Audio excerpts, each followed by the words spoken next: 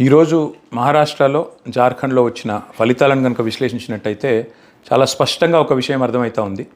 ఎట్టి పరిస్థితుల్లో భవిష్యత్తులో భారతదేశంలో ప్రాంతీయ పార్టీలు, ముఖ్యంగా కేసీఆర్ గారు లాంటి శక్తులు, ఏ రాష్ట్రాల్లోనైతే ప్రజల ఆకాంక్షకు దగ్గరగా పనిచేసే పార్టీలు, ఆయా పార్టీల నాయకత్వం మీద ప్రజలకున్న విశ్వాసమే తప్పకుండా భవిష్యత్తులో కూడా దృఢంగా ఫలితాల రూపంలో బయటకు వస్తుందని అర్థమవుతూ ఉన్నది.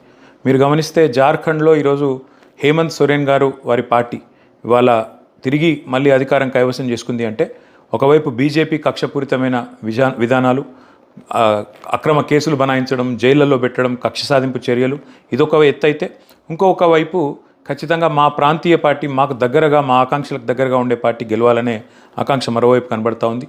మహారాష్ట్రలో కూడా ఈరోజు కాంగ్రెస్ పార్టీని ప్రజలు విశ్వసించలేదు, తిరస్కరించినారు. 1000 కిలోమీటర్లు దాదాపుగా మహారాష్ట్రతో మన తెలంగాణకు బార్డర్ ఉంటుంది. మరి పచ్చి అబద్ధాలు రేవంత్ రెడ్డి గారు అక్కడ